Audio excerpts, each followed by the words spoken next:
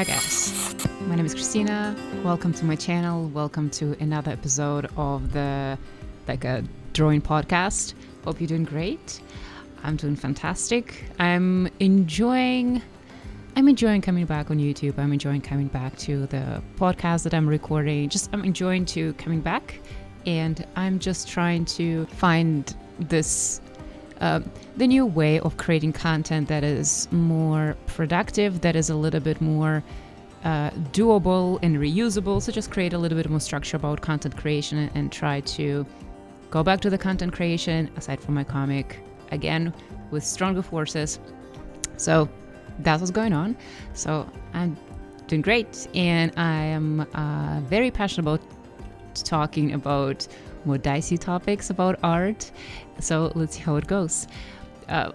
Let's hope my very small channel survives that. But overall, I'm just, when I was not posting too much, I kept thinking that there's so many topics that I want to discuss, so many things that I want to talk about, but I always was a little worried that, they're a little bit more controversial maybe, or not controversial, but not straightforward, not problematic. Dun dun dun. And now this is a segue to the topic of today's episode. So in today's episode, I want to talk about why so many stories are problematic, why everything is problematic, why there is nothing you can do. Basically, everything is problematic. Every story, if it's not problematic, it has problematic elements. Whatever you say can be problematic. Problematicism. This is how I decided to call it. What's up with that? So let's talk about this. And, this is kind of a big topic for me. It's a big topic that I wanted to discuss, and I wanted to, give it a very thorough chat, because I keep worried. I keep worrying about these things. I keep worried about being called problematic. I keep worrying about my story being called problematic. But the more I start thinking of how do I possibly avoid that, the more I realize I don't know that I don't know how to win. So, just to start, so many stories are considered to be problematic. So many stories considered to have problematic elements. Why is that? Today we're gonna talk about this, and and also as talking about the whole problematic aspect, we're also gonna talk about what do we do? What do we do as artists? How do we win? How we're not gonna get canceled? How we're not gonna get our stories banned or attacked, or just overall getting such a crazy backlash that people don't see the good things about our stories. And also, if not the story is problematic, what if you are problematic? What if something about your personality that is problematic that affects or reflects onto your story? What about that? How do we navigate that? Let's overall discuss about this possibility. Is it something that you need to be worried about? And just observing what's happening in the world when you have a creator who has something problematic and they have a story, and then all of a sudden they have story, property, company, I don't know, product, something, and it start translating to something that they have. So we'll talk about that. And the most important, why we're all here, we're going to talk about how to avoid it. And the short answer, after me taking all the notes, after me thinking very hard, is that you can't. You cannot avoid it. Problematicism is going to happen to you. It's going to happen to all of us. And I think the main question and takeaway that we will have by the end of this episode is that what we can do about it, how to deal with this, how to navigate that. Yeah, so we will talk about. Today's going to be a big episode because this is something that, oh my God, I've been worrying and for the longest time. And that's one of the biggest reasons why I took, not like a hiatus, on 2022, I was not really posting much on YouTube. I was not recording podcast episodes for a very long time, since I think May or March last year. Crazy, for more than half a year. This is because I kind of ran out of the safe topics, like how to draw this, how to draw that, how to, outline your comic, how to sketch a page, how to draw mountains. This is all great content, I think. I don't know, algorithm disagrees on my channel, but overall it's good stuff. I posted I think about 100 videos at this point, talking about all the good, happy-go-lucky, safe topics about how to create art, how to create content, how to be an artist, how to create comics. Comics is my most important topic that I talk about. And I already talked about all of the things that are very not controversial, very simple, straightforward. And then I kept thinking, well, I talked about all of these things, and I'm not really a person who likes to talk about something twice, I guess. I mean, or like I felt like I talked about all of these things. Now I want to talk about something else. And then I got scared because I felt like these topics can be problematic and can translate to my work. So that's why this topic was long overdue. This is, you guys probably already bored, but to me, it's like a new era discussing these things. So I hope you support me on this journey, whatever it is. I'm just happy to have you here. So, just to begin, let's talk about stories, what they are, and how they're just the nature of the stories. Let's basically get to the basics and think about all of the base information that we need to cover. What do stories do? They help us process the world. And basically, stories typically tell about experience of other people, or sometimes stories are telling about experience of animals or something else, but it's more often than not are metaphors. Basically, they try to process the world for us, try to explain certain things about the world to us. A lot of the biggest topics that are always mentioned in the stories are conflict, love, death, and suffering, and happiness. Very big topics, and there's so many more topics in life. A lot of the time, the stories just tell us how to live life, what life is, what is the purpose, what to do, what not to do. They help us to process what it is, the experience of living a life as a human being, most of the time, human being. But just what does it even mean?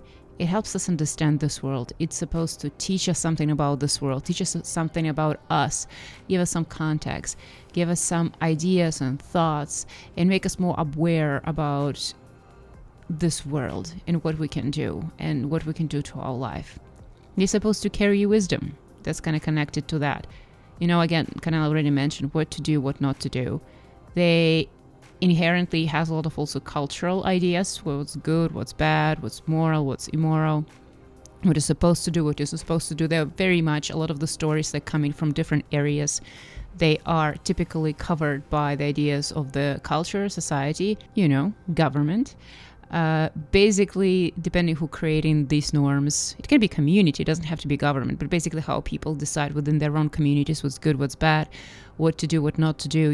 A lot of the stories have this idea, like if you are doing these things, or you have protagonists, that's usually what means you're doing these actions. In the end, it means you win. It's very classic idea of the story. People who do good things get good things in return. People who do bad things get punished.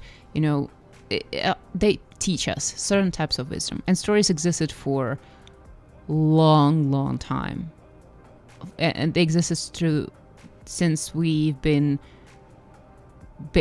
hardly sentient. Like, people use stories to pass on wisdom for a very long time. A lot of the stories were the first ways to translate information before we were able to start writing things down. So stories, they are fantastic. They're packed with knowledge. They're packed with information. They're packed of human experience. They're just these rich things. But also, there's another thing we use stories for entertainment. It's also existed for a very long time. You want to get a little spooked at night, there's a story for you. You want to fall asleep or put your baby to sleep, there you go, there's a story for you. You are bored, there's a story for you. And now in this day and age, like, there's so much entertainment in there, and not even this day and age. Actually, I'm lying. There was so much entertainment with stories before, like theaters, all different shows. Like, all of this existed for a very long time. So stories do a lot of functions. But also the thing with stories is that, at least in my experience, also I probably should preface this whole video is my opinion. Obviously, I'm sure you guys know that, so but I thought I mentioned. But stories typically meant for specific audiences, for specific time and specific context, and I think this is a very crucial point we're getting in here. So usually when you tell somebody a story, you understand who your audience is. If you go talk in the more standard way, more original, traditional way of telling a story, psst, Kate, did you hear that? You will not believe what happened then and then, for example, most standard one. Or, when you gather around the fire and somebody starts, when I was this and this years old and lived there and there, one day that happened to me, and you start telling the story, for example. Or you put a baby to sleep and say, hey, in this cave, in this forest, lived a fox, la la la. So you know who your audience is, and you understand that, and you tailor the story, how you're telling the story to it, right? So if it's more traditional way of telling the story, and that's just a normal experience, you understand who your audience is, and you know what to deliver, how to deliver the story exactly to hit the right chords for the specific audience. There's also specific time, if you are sad and you need the story that will cheer you up, there is one type of story. If you are not just sad, you've experienced this grief, the story that cheers you up might not be the right story for you. There might be the story that you need might be the story that talks about processing the grief, that sad is okay, that everybody experiences loss. And even if you lose something, it doesn't mean the world is over. There is ways to move forward, and so on. I'm just coming up with ideas and thoughts. But in general, there are specific stories for specific time, and you just don't go around ideally and just deliver random stories. No matter what, you have to be aware of the kind of what about the timing and about the circumstance, and also as a reader and a consumer of the stories, you seek certain stories for certain times. If you just had a breakup, you probably don't want to watch a movie with another breakup in there, for example. Or if you experience, some, abuse in your life, probably you don't want to read the story about abusive people, or people going through traumatic experience. Maybe it's really not for you. And you will be seeking other stories that will bring something to your life that is valuable, that you need. So timing is very important for the stories, and also the context. So if you need to, it's kind of a combination of all of this. It's not only the time, it's not only the audience, it's also a historical setting or the context of world reality. For example, imagine pre-2020, the story about crazy epidemics that took over the world, and and the whole population died, all these disaster stories. Whoa, it was nice, not nice, but it was, why not? We could have the story, have fun, be entertained by it. Mid 2020 and 2021, nobody wanted that. Why, I wonder? Because of context. People, it's you have to understand the tone of reality and understand what's going on in the world to know what the story to tell. Again, it's also audience and specific time. We don't go to the wedding and start telling the story about your dog dying, you know what I mean? It's the same, it's just weird. Or you don't go to the funeral and start talking something inappropriate in your funerals. I'm sure we can all come up with 25,000 ideas of what type of inappropriate topics can be spoken in the funeral, basically a lot. But so it's really important context of the story and who you're telling the story to and when you're telling the story. However, with the internet and with online world and everything being online, it's a little different right now. So the fact that we have this access to internet and we are able to connect to whoever, whenever, anytime, that's fantastic. It's really the fact that I can connect, even me looking at statistics that I have for my comic somewhere, people, I see people from South America reading it, people from Africa reading it, people from Europe reading it. I'm just so excited about this. I can reach so many people, and it's just me, and I don't have crazy following, and that's just fantastic. So on the one hand, it's amazing that you're able to connect with so many people anytime, any moment. That's wonderful. But at the same time, it means at this point it's harder to understand your audience because stories become phenomenons. Obviously, there is still small scale stories, as always. Like, you can always chat to your girlfriend about certain stories that happened to you on Friday night. And at the same time, there are big stories like Harry Potter. Let's talk about Avatar. Avatar is it's not like really a story, more like a visual spectacle. But for example, let's think, Avengers or something like that. There are stories nowadays that are so huge and have the reach so enormous that it wasn't unheard of. At this point, these stories are going to reach millions of people, millions upon millions of people. And this is insane. That's completely different situation that, stories typically were designed for. So that's a very big deal. Now you don't know your story. No, you don't. Sorry. Now you don't know your audience. Your story goes out there imagining like that your story is this big or whatever. Like just you are unable really to assess correctly the audience, the timing. You can assess certain type of context, but still, more often than not, it's hard to do. So now it's difficult. Now you give the power of deciding if the story is right for somebody to the readers themselves. So they have to choose now. It's not you who is choosing that this is the right way for this person and the right timing for this person to tell this story. It will be fantastic for them right now. You can't. It's up to the consumer.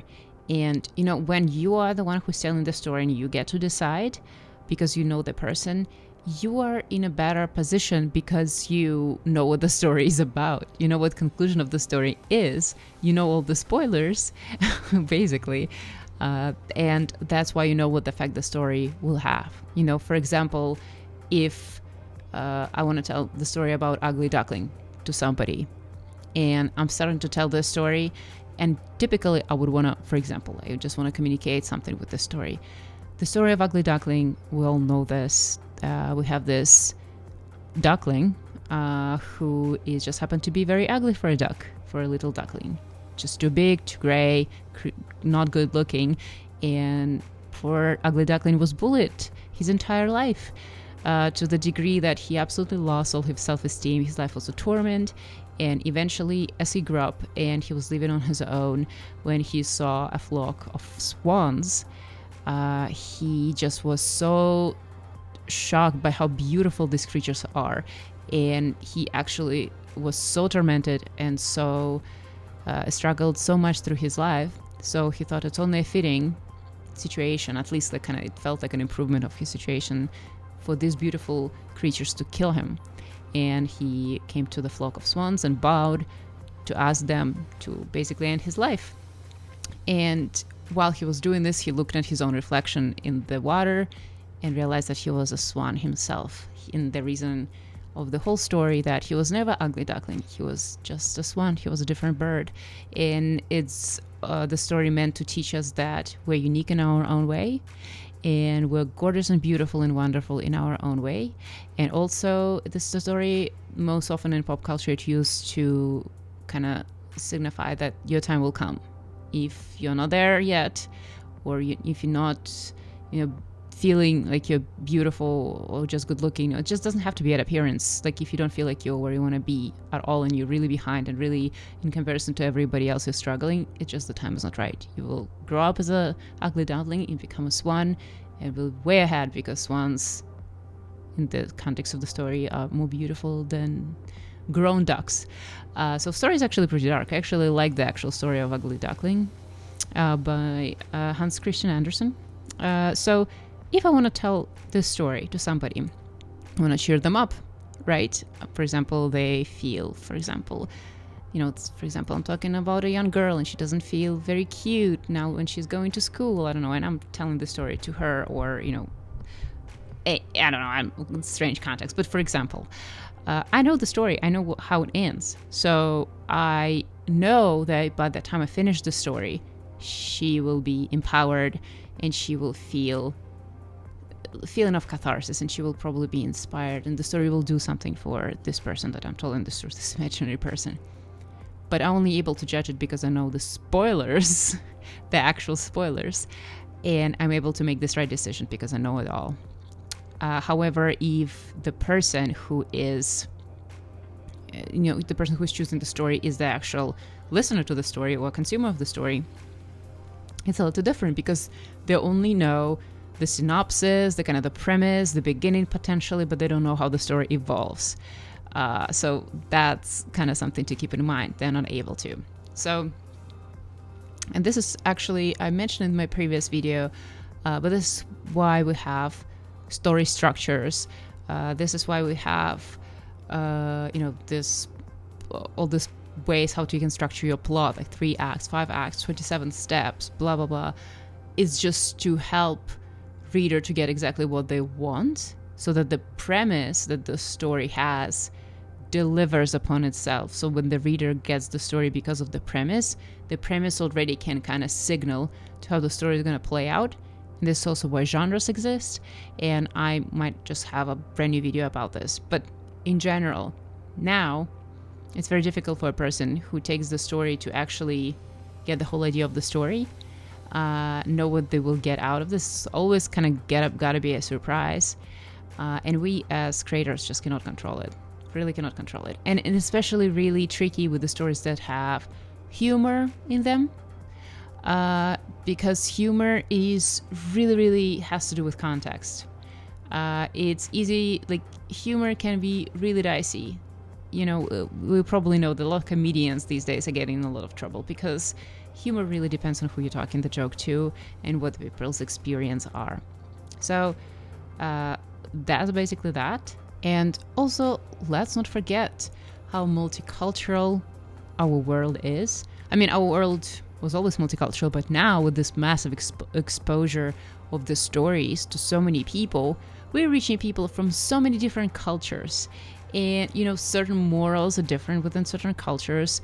Like if, for example, we take Western culture that prioritizes individuality over community, but then you take Eastern cultures where it's community that's prioritized over individual. So in Eastern cultures, there's obviously variation, but there is more often expected for a person to sacrifice their own best interest for the sake of community and like the bigger picture and many people.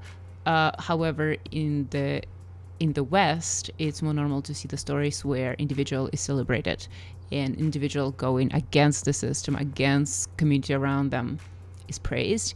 So there's a lot of things that, it just might not hit.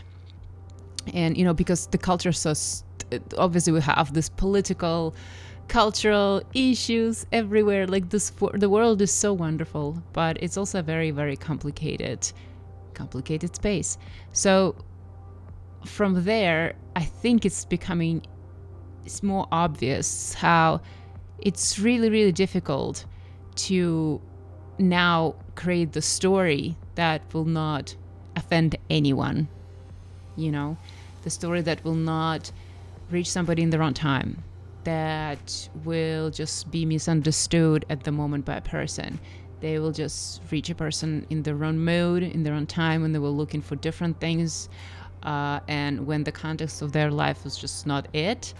So it now I think it becomes clear. And especially, our society, we, especially in the West, we're constantly trying to improve how society works. And this is really, really amazing. Like, I really love this about Western countries, and that's why I live in the West. I love the West. But, not everybody is like this. Like, West is very loud about injustices, about how to improve the society, try to even out opportunity for a lot of people. It's there. And, people are constantly looking for kind of defenses against all of these ideas of a better society. So in order for you to now write the story about, the story that will just be well received by almost everybody, you have to be so careful and really, really feel the political situation of the world right now. And it's just it is very difficult. So by default, there's so many people, so many different people with so many different experiences, and while writing different characters in your story, you just might not consider everybody. You will not consider everybody. It's just impossible. So that's how it is becoming really difficult on the story level. Now let's talk about creators and how it is just difficult from a creator's point of view. First of all, creators are people with our own experiences. And our experiences are so unique, it doesn't even matter if you grew up on the same street in the same house with somebody else. The experience of life can be absolutely different. For example, your experience of, hitting somebody can be you fighting with your sisters, and now it's funny to you. So you think about how you and your sister were like beating each other up when you were kids and like crying and screaming and just beating each other up all day. And now you look up at it and you see it like it's funny. It's kind of adorable, like kind of low key, real story here. But yeah, we and my sister were like fighting all the time. And now it's funny. But maybe somebody else's story, like experience of hitting somebody, is less funny, and maybe they experience some real trauma. So we take one thing, and people already have different experiences. And obviously one person if they have this element in their story, they will write about it in a different tone, potentially, depending, of course, what their story is. But they probably will have different sensitivity to that than the person who experienced this in a different way, which is absolutely normal. I'm telling just one example. It can be about anything, about, your looks, your appearances. It can be about wealth. It can be political reasons. It can be about cultures. It can be about so many different things. So at this point, again, you already see the vastness of how there's no win. And, and at the same time, we're constantly learning, we're making mistakes, and we learn how to do better. So there are certain things that, we might learn the wrong way. For example, if our family was bigoted for some reason, had some bigoted ideologies, or there were some bigoted ideologies around us. And actually, before talking about that, I actually want to bring up the idea of kind of how bad is it, basically. So when we're talking about problematic, there's a spectrum.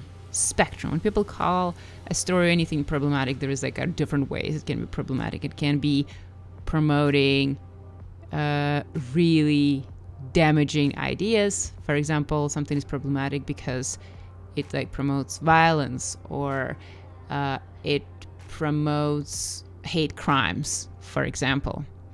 Or it can be considered problematic because in the story, let's say a male character takes care of female character, and female character is kind of like more passive and she likes to be taken care of, and we can call this problematic. So there's different scales, one is way more problematic than the other, and another, it can be like depends who you ask, really. Like somebody are into that, somebody are not into that. So there is always a scale that is important to know, and I just want to mention that because I felt like I started talking about like if you have a bigoted idea in your family, like I feel I don't want to immediately give it like such a negative word right away. But for example, you grew up in an area that certain behaviors were normalized, and then you learn that they're not so great. You thought it's funny to laugh at people for how they look, for whatever reason, no matter how they look. Doesn't matter what was the look.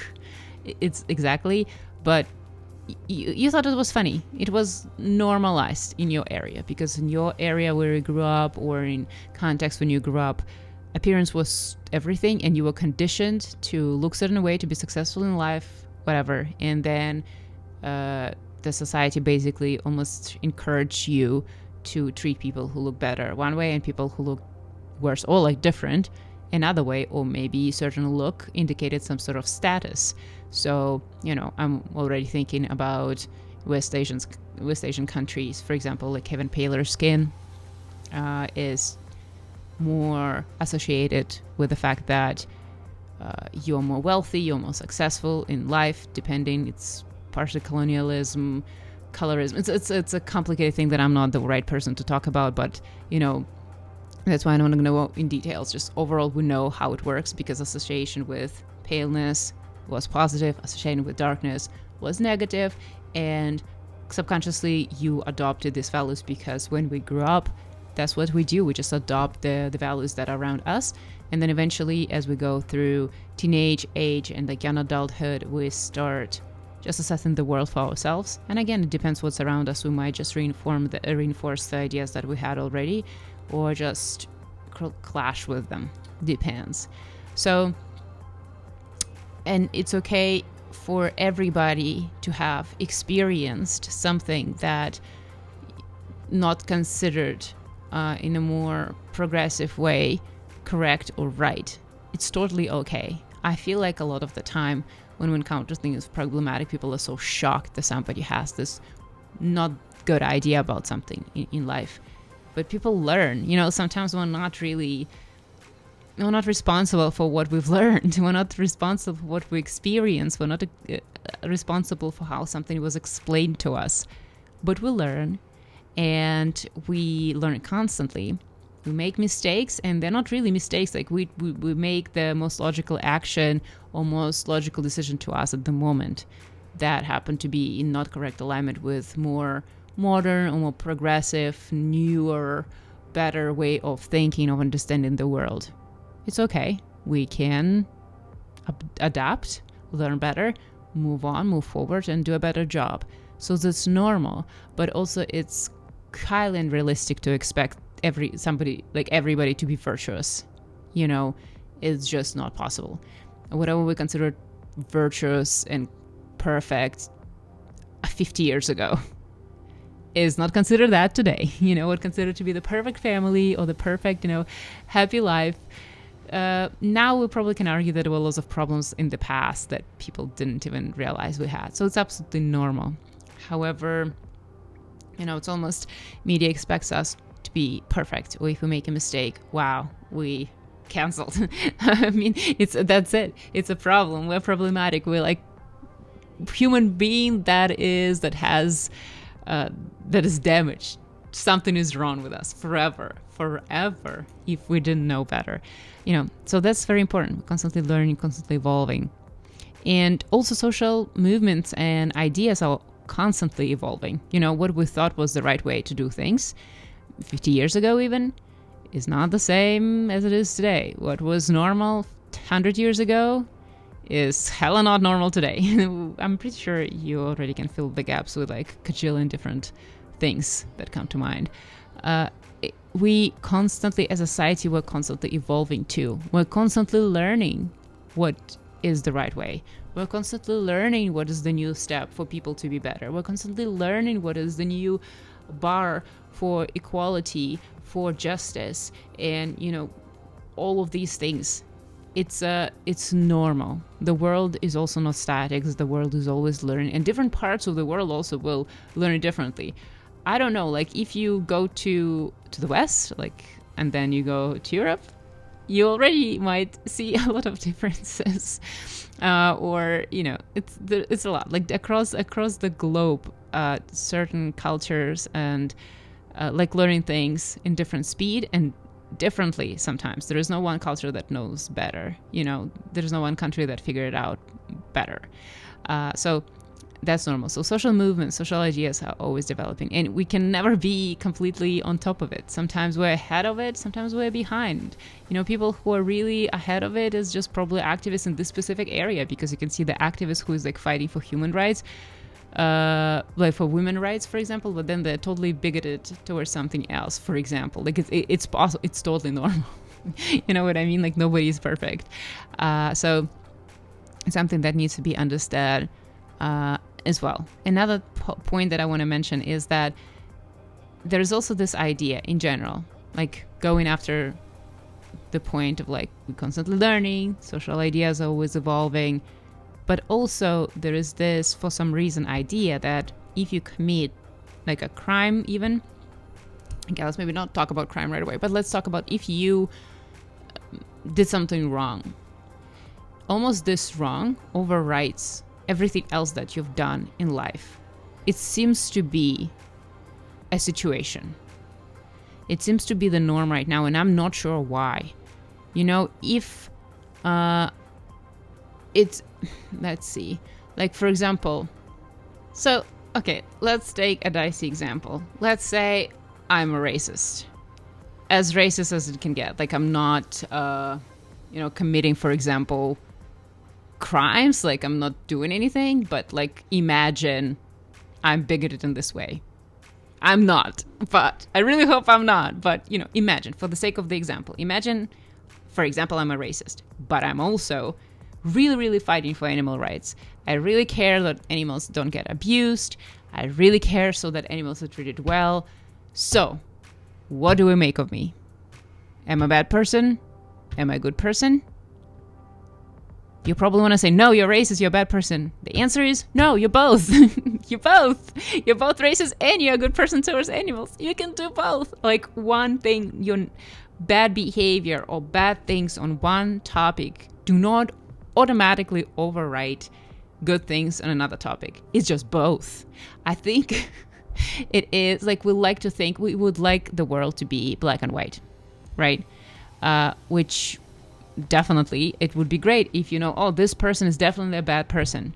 This person is definitely a good person. This is how the world is. It's easy because it makes us feel like we understand what's going on. It makes us feel safe. It makes us feel cozy. We understand, we navigate, right? And it makes us justified in our actions, right? To not like this guy and like this guy instead. And this is all the movies promoting this to us, right? All the superheroes movies, they say, oh, this is the bad guy because he's like, he did this bad thing. That means he's 100% baddie. And that's why it's totally okay for heroes to do something not good to this guy. Kill him, imprison him for life, take his rights away. You know what I mean? Like it has to be this way. So our action is justified and we see ourselves in positive paradigm. And at the same time, like this is how wars are covered online, right? Somebody is always like the real bad for real though. And somebody is always on the good side for real. Because when it gets messy and people's lives are concerned or something gets like really, you dealing with heavy topics, you really want to see what black and white is. You really, just for your own like mental integrity, in order not to fall apart. But the thing is, there's no black and white in real life. It's just not. The person can be horrific in one way and wonderful in another way. People can be both. And they're not only both in just two things. People have cajillion things in them.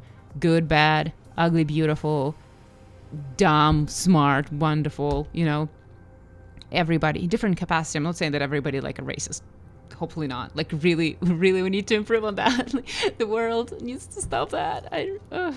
So yeah, and but it's like different levels, right? You can be a murderer and an artist. You can be a great artist and a murderer. It's possible. And it's bad that you're a murderer, but it's great that you're an artist if you're a good artist. So this is where I think also a big problem happens. People do not want to deal with complexity. It's difficult. Understandably. It's hard for us to digest. It makes us feel unsafe. It makes us feel unsure. All our decisions are not right and wrong now. Our decisions has to be complex. We have to dive into this grayness of our own heart, and it's totally normal. So I feel like when people call something problematic, they see one negative thing, and it's easier to say the whole thing is bad. Or the person who is doing something negative, it means the art cannot possibly be good, cannot possibly have something positive, even though we thought it was fantastic a week before we learned something bad about this person. So I think society and people, we should be perfectly capable of treating both good and bad things in person or in something like equally. If somebody is a murderer and an artist, well, he has to pay for his crimes. Also the good thing does not redeem anybody from anything. If the person is a murderer and they do great art, they're still great artists, but they have to be arrested and like they go through through the system. I mean, that's a whole topic if the system is even working well.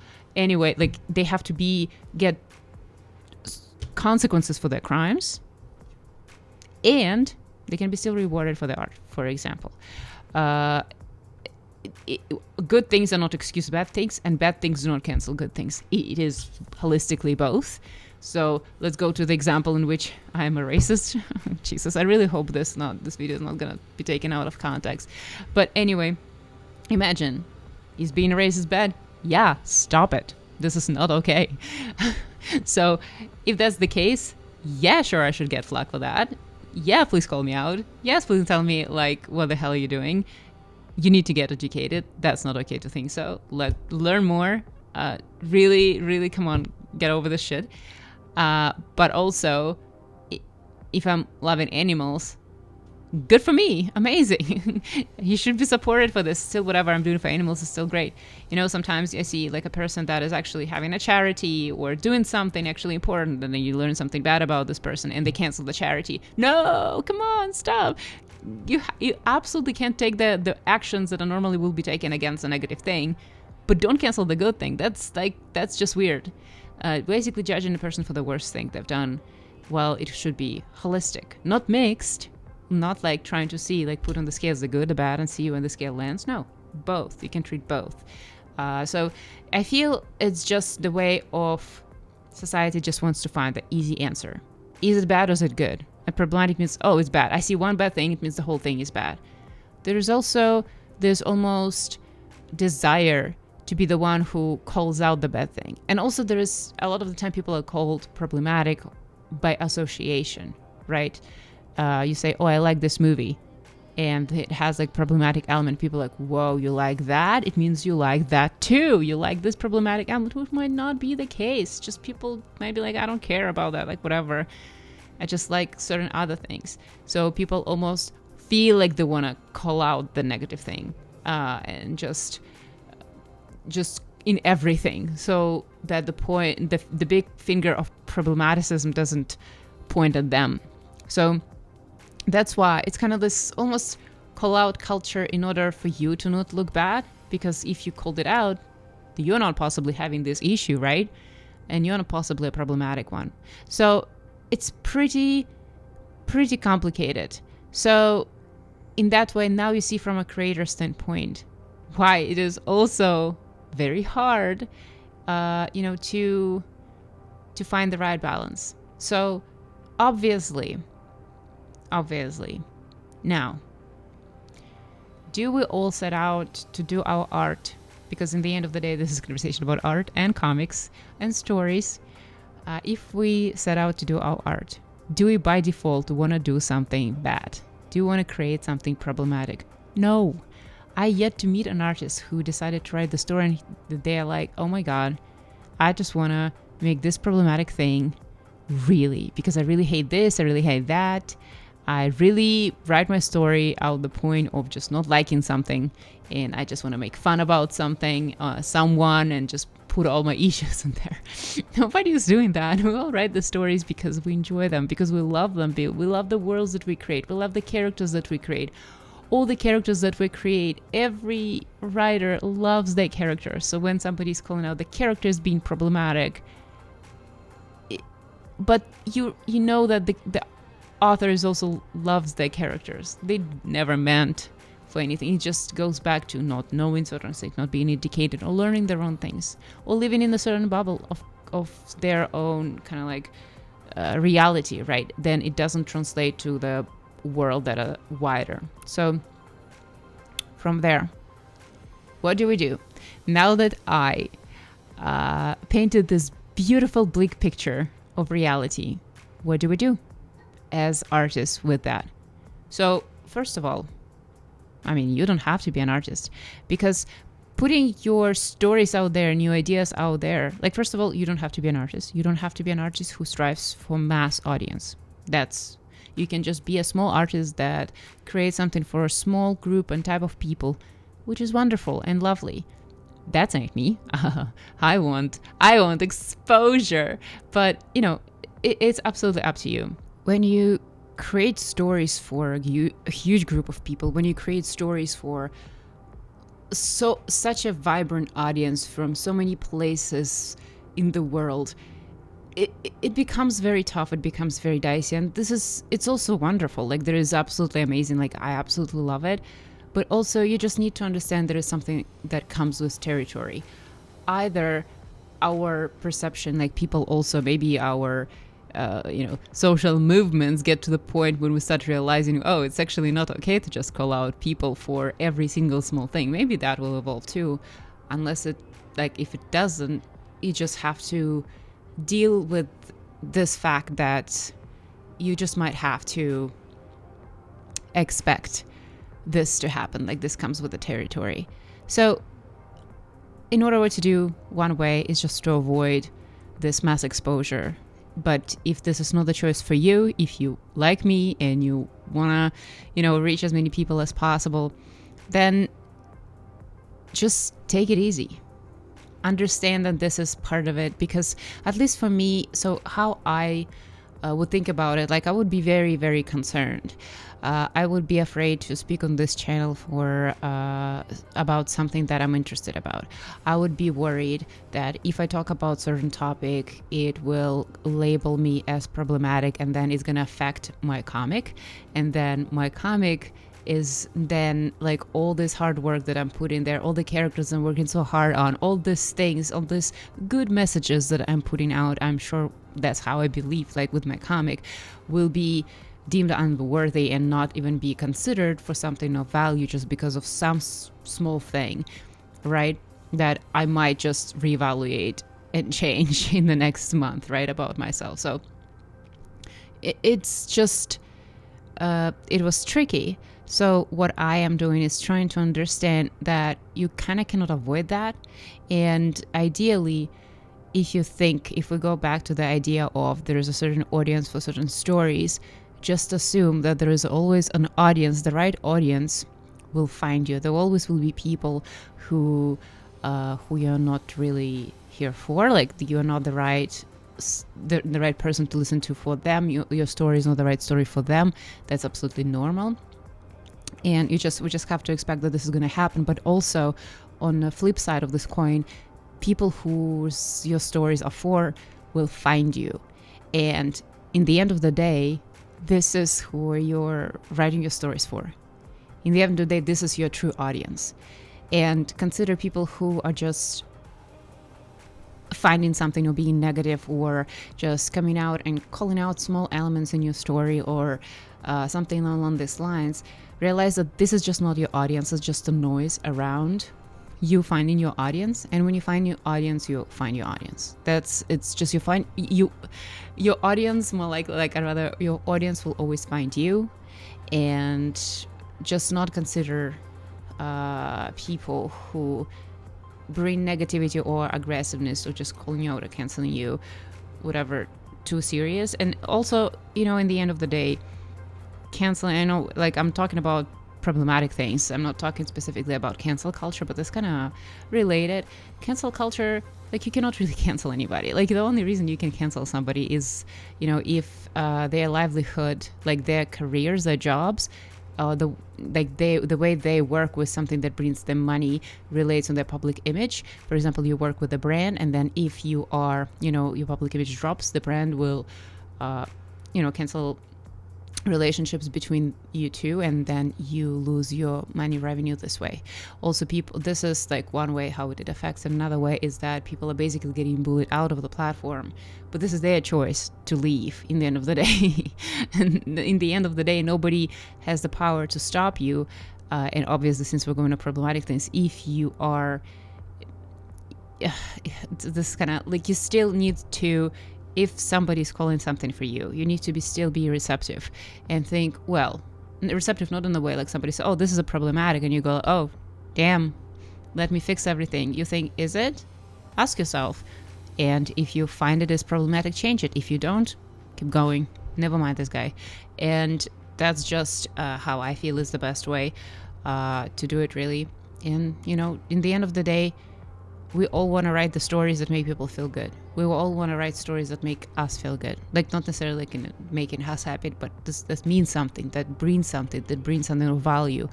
All of us artists, we never set up writing stories planning for something negative. We always want to give, right? Want to create. I want to give it to people who will enjoy it. That's the purest point of what being an artist is. that's what we really want. So just use the integrity, do what it feels right to you, and I feel you will always find the right path. And do not be afraid about negativity that comes on the way. It's just part of the territory. It's not really towards you, because if these people not really your audience, they're not, and if your audience calling something out, your audience will always do it respectively, because they understand what you're creating, why you're creating this, and they appreciate your work. So they'll always be very nice. Another one point that I think I should mention in this conversation is that you can always put part of your story or your story behind the paywall. It is always a good idea, because when people decide to pay for something, well, then, they're putting money into this, meaning they're putting certain value into this. So for them, they're willing to pay. It means they like it so much. So it will naturally kind of sort out people who are your natural audience and people who are not your natural audience. And this is something that you can do. So there is obviously, maybe I should do a whole episode about that, but in general, when you put something behind a paywall, you obviously, there is a way, like how much do you hide, how much do you put away. You can put certain % of your content out there, and certain content like extra, leave it behind the paywall, or you can leave the whole content behind the paywall and just do promos for the public in general, so people have to pay to get more, to find more.